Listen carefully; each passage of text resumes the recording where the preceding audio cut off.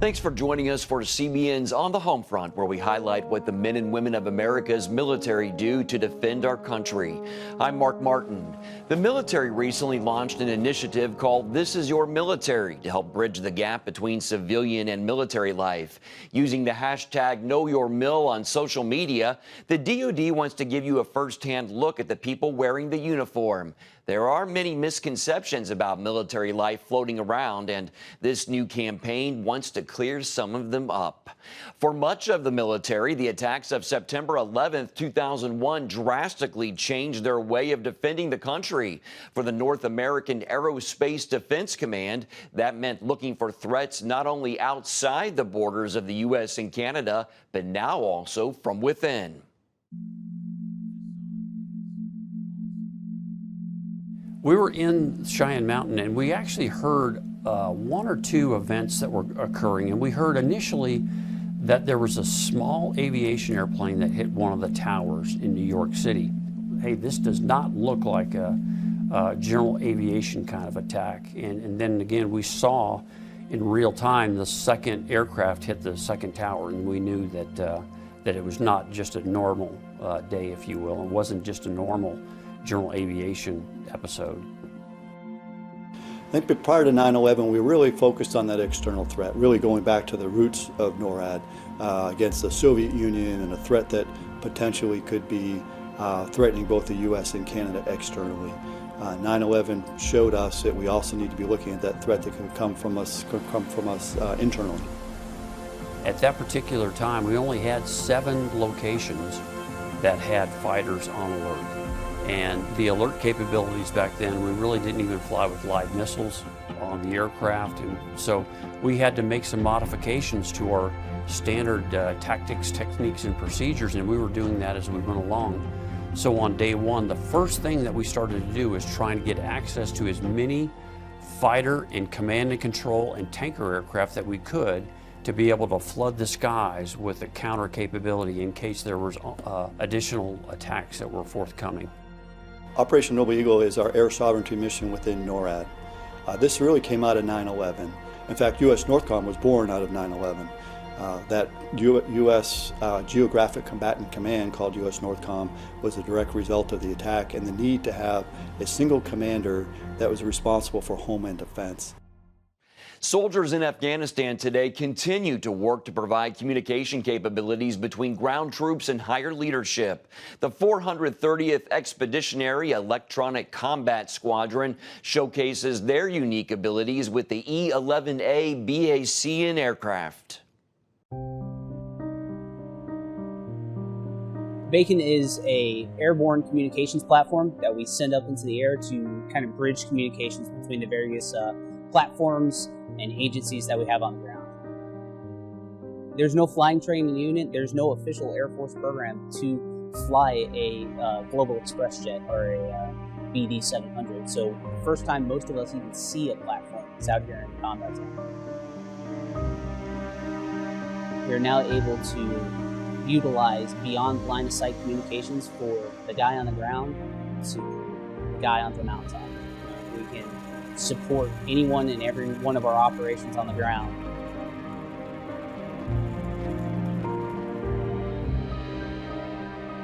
I'm the day battle NCO for the JDOC that runs all the force protection and GDA operations for here on CAF. So running operations, doing battle tracking, talking to the guys on the ground, the guys out on missions, doing that stuff. So we'll use them for when our guys are doing certain operations, they're like 20K away.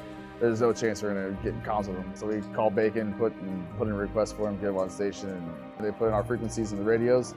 They set up our voice bridges to our phones. So I mean, it just adds to the confidence level for sure.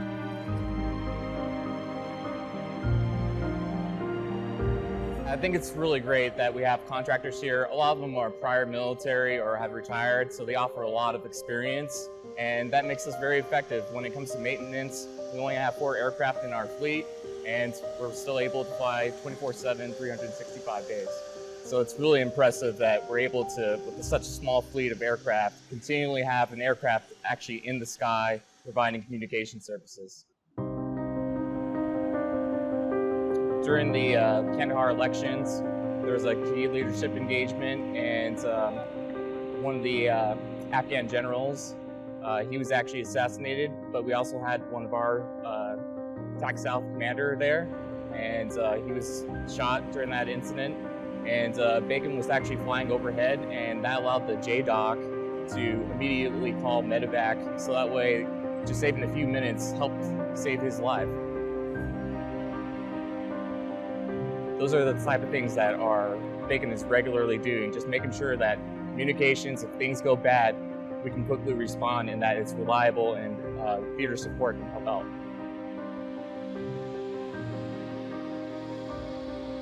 It's great because of the mission that we do, the impact that we have on the people on the ground, and every time that they come to us and thank us for, you know, providing that life support, communication, relay. It's great to be able to get that feedback and be able to know that you're doing something that's impacting real lives. Efforts for international relations across all countries also stepped up. Every year, U.S. soldiers and service members from various European countries like Germany, Austria, Finland, and the Czech Republic take part in an annual International Combat Lifesavers course in Germany. Their goals include enhancing readiness and camaraderie among the U.S. Army Europe and its allies and partners.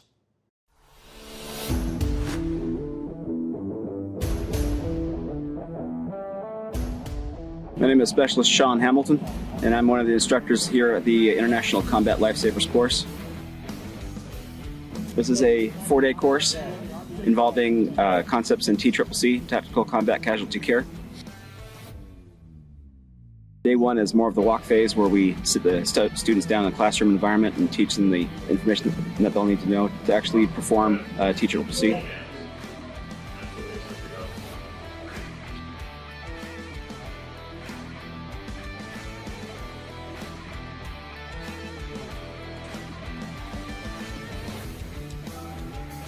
Day 2 will teach them basics in airway, how to insert a needle chest decompression, how to maintain a casualty's airway. We go through the whole march process, how to stop major bleeding, sustain airway, how to assess a casualty's respirations rate, check circulation and prevent hypothermia, and how to carry a casualty from the point of injury to point of treatment to the point of evacuation. All the students did great. They all passed their written and hands-on tests and assessments.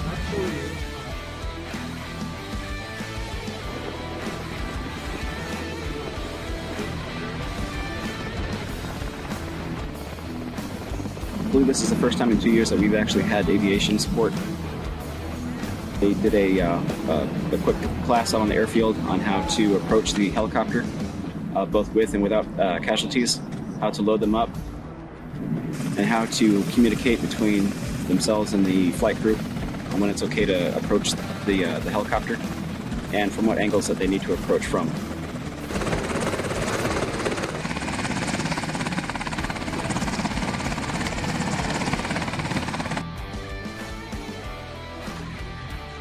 Final day is a culminating event where we have the students put all their skills together in one large training simulation where we have actual casualties for them to work on.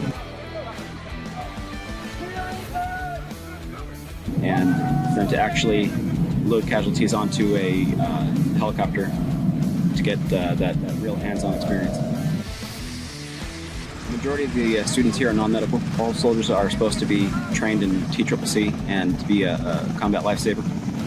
And this kind of gives us an opportunity to work with our host nation partners and build our bonds with our host nation partners and NATO partners.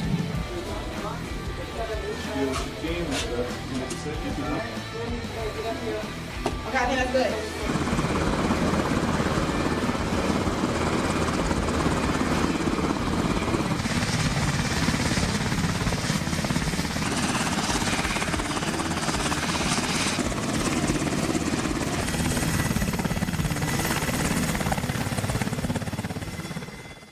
Coming up, how CBN is stepping in to help a military family in need.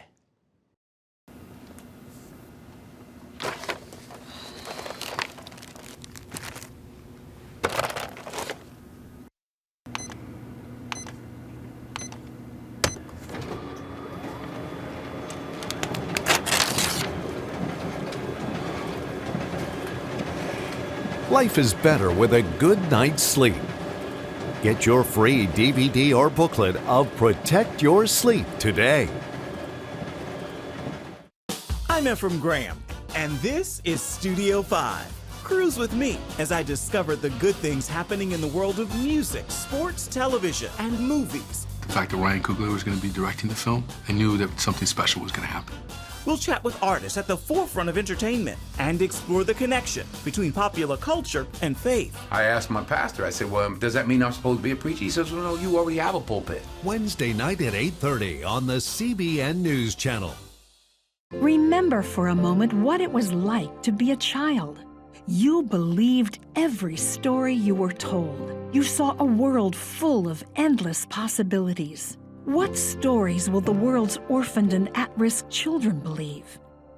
We believe the Bible tells the only story truly worth believing. We believe that every child should have the opportunity to dream, the chance to take challenges and turn them into possibilities, the chance to stand on the promises of God, to recognize their place in the greatest story ever told. They have their whole lives ahead of them. Theirs is a world of endless possibilities. They are looking for a story to believe. We will tell them that story. Will you join us?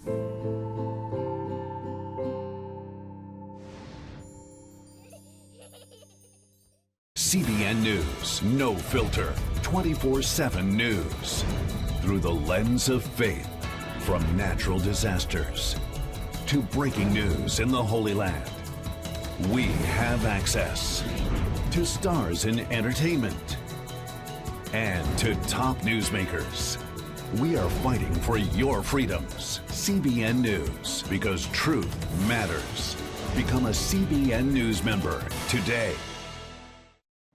Welcome back. CBN honors the men and women in our military with an initiative called Helping the Home Front. It partners with churches across the country to meet the needs of their military families, from repairing homes to providing financial support to wiping out medical bills for wounded veterans.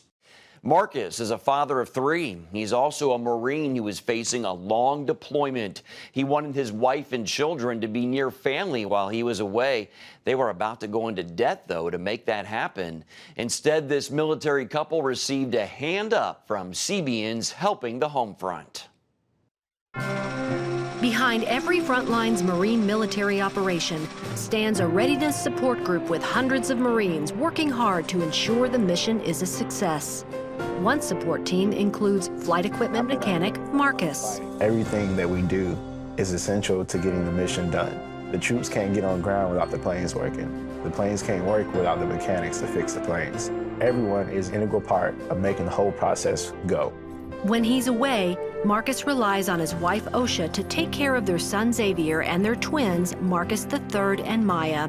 My wife does an excellent job. She's my backbone in so many ways.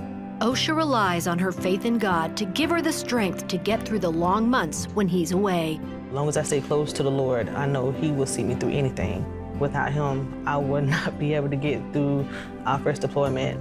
The couple decided to move OSHA and the children to be near family during the deployment. They planned to take out a loan to do it. To them, going into debt was worth it.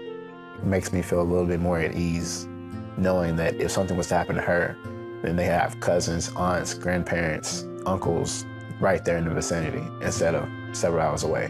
The couple attends River of Life Church close by Camp Lejeune. When their pastor, Chris Phillips, learned about their decision to take out a loan, he contacted CBN to ask for financial help. Pastor Chris told the couple the good news. We want to pay for the U-Haul rental to get you loaded up and get you out of town. Thank you so much. It's a blessing. That sounds awesome. And in addition to that, we want to make sure that we take care of the expenses that are related to the travel so that nothing will come out of your pocket to get you down there. It's a blessing. It's a relief. I'm not done yet. Just before you deploy, we want to pay the expenses to fly you from Jacksonville to Valdosta so that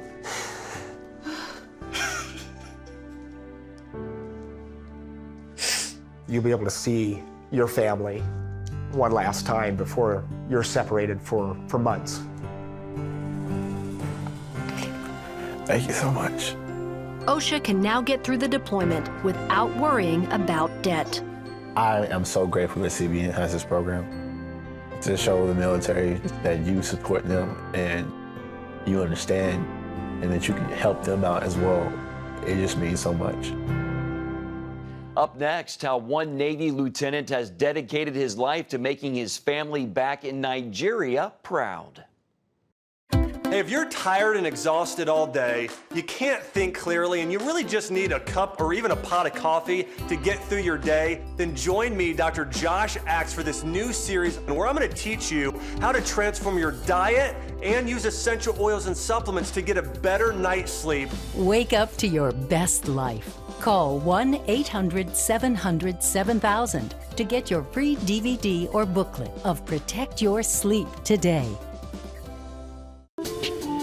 It's about the competition. I kind of put that pressure on myself, and I think people had expectations. It's about overcoming. We use this phrase all the time, keep chopping, keep practicing hard. It's about going the distance. You know, I think as a father, it's my job, to lead. Just be the best husband and father I can be.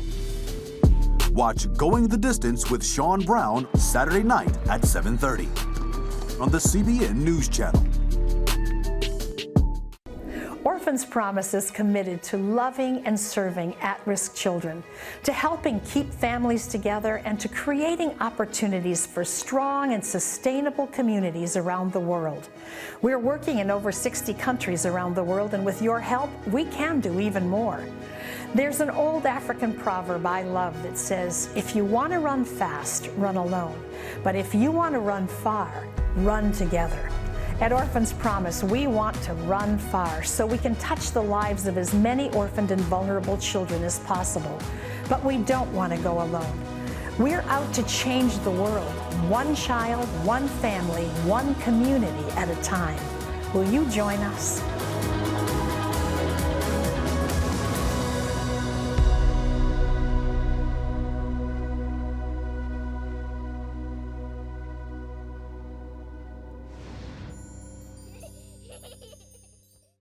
Thanks for staying with us. Navy Lieutenant Quadri Yusuf immigrated to the United States from Nigeria as a teen on a quest to make his father proud. He joined the Navy and began working out, eventually entering and winning bodybuilding competitions as he rose through the enlisted ranks. When I'm working out, all I always think about is you're doing this for a reason. You want to be the best. I just give thanks that I'm able to wake up in the morning to do this. We never know what's going to happen to us tomorrow. And so every day when I wake up is always a blessing. If any new thing you have, you got to be thankful for it. The more thankful you are, the more things are going to happen to you.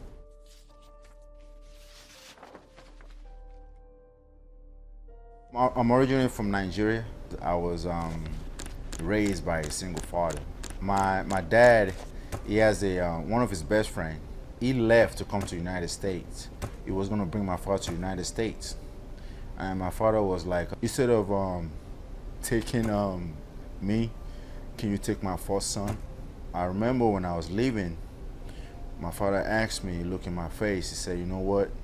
And I want you to go out there and make us proud. And since I left that country, when I came to this country, I always remember that when my dad always tell me to make him proud. Everything I do, I always try to do to the best of my ability because I want to make my father proud.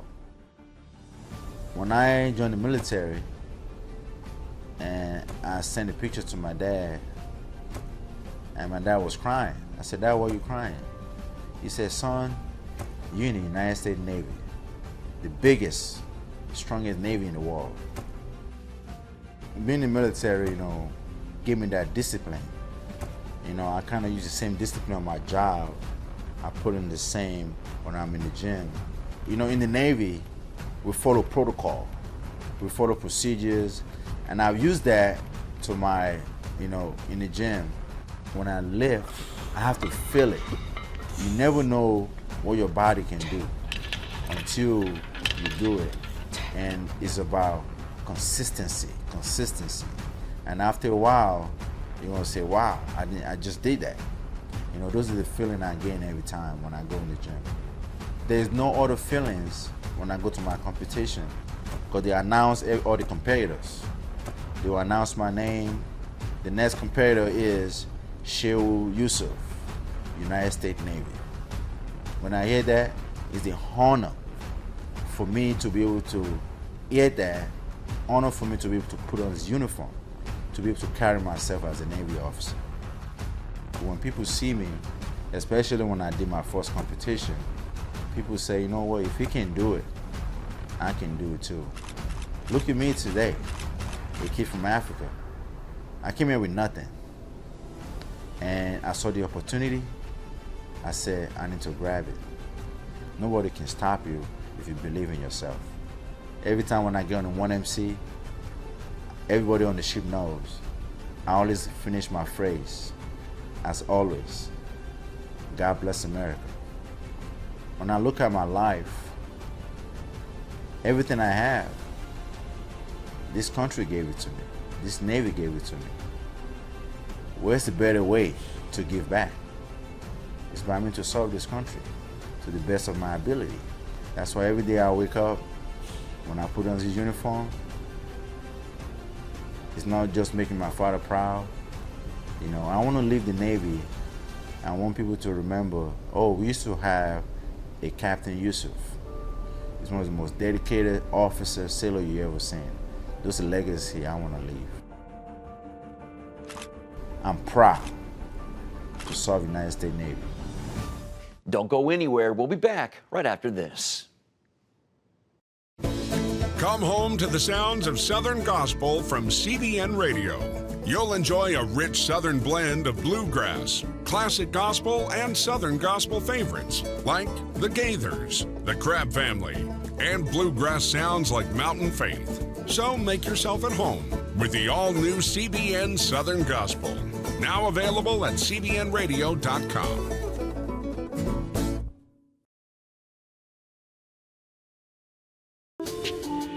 It's about the competition. I kind of put that pressure on myself, and I think people had expectations. It's about overcoming. We use this phrase all the time, keep chopping, keep practicing hard. It's about going the distance. You know, I think as a father, it's my job, you know, to lead. Just be the best husband and father I can be. Watch Going the Distance with Sean Brown Saturday night at 7:30 on the CBN News Channel. Life. It's meant to be lived fully. Jesus said it. I came to give you life. Life to the fullest. Life in your family. Life in your finances. Life in your body, mind, and spirit. Life in your everyday.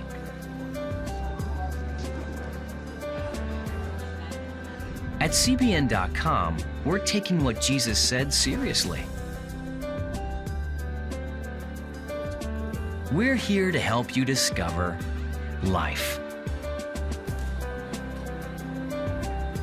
Life.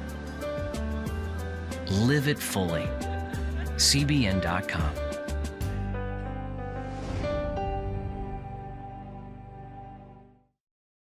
Sergeant Dustin McGraw loved the military since he was a little boy and knew one day he wanted to join.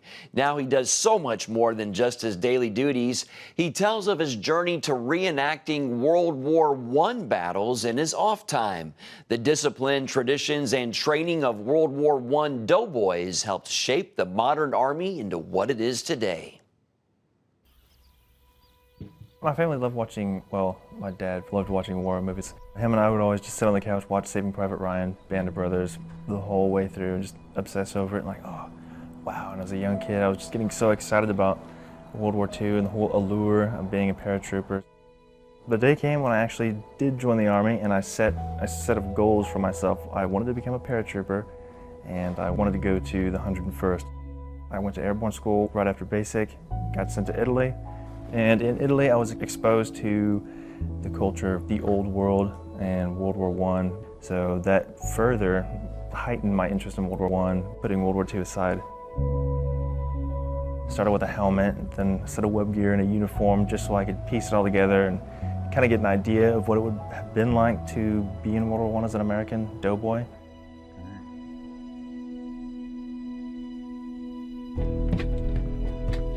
Italy came to an end, so I got sent back to the States, and I landed myself in Fort Campbell, Kentucky. So I am now a paratrooper in the 101st, which is, I think, pretty awesome. Then, while exploring the Tennessee area, I discovered Sergeant Alvin C. York State Historic Park, and I had seen videos of reenacting, but I'd never done it before, so I was like, yeah, that sounds like fun. I'll just put my kids together and I'll come out and join. So I came out, met a bunch of great people, and they were all wearing their doughboy kit, and so was I, and I thought that was just the coolest thing ever. So I started coming to a bunch of the events and just living life as a doughboy in 1918 France. It definitely showed me that I take a lot of the modern stuff for granted, like transportation, logistics, uniforms for that matter. We're definitely not wearing any wool or hobnailed boots anymore. Seeing where the Army came from and what it is today makes you really grateful that we've achieved so much.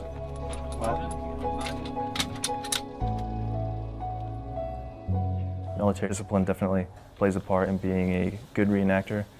You're not going to portray a soldier in World War I with an unshaven face or just no military bearing at all. So being an active duty soldier definitely helps to achieve a proper World War I or just reenacting in general impression.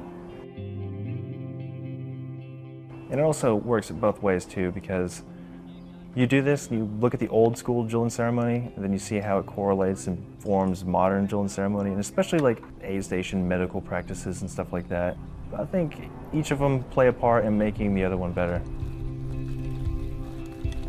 If you do this enough and you're around people that are dressed like it, and you know what it's like to wear the uniform, and then you look at a picture from World War I and he's wearing the same thing, you automatically put it in your mind how he must be feeling. If it's a hot day, he's obviously going to be sweating because it's wool.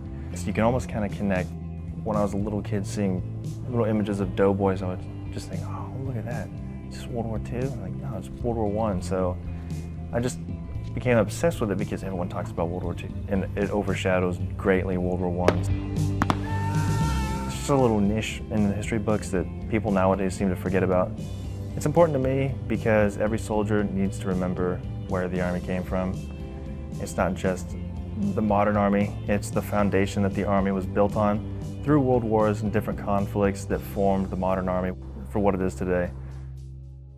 That's all for today. In the meantime, you can find more of our exclusive coverage at cbnnews.com. Hope you'll join us next time. Have a great day.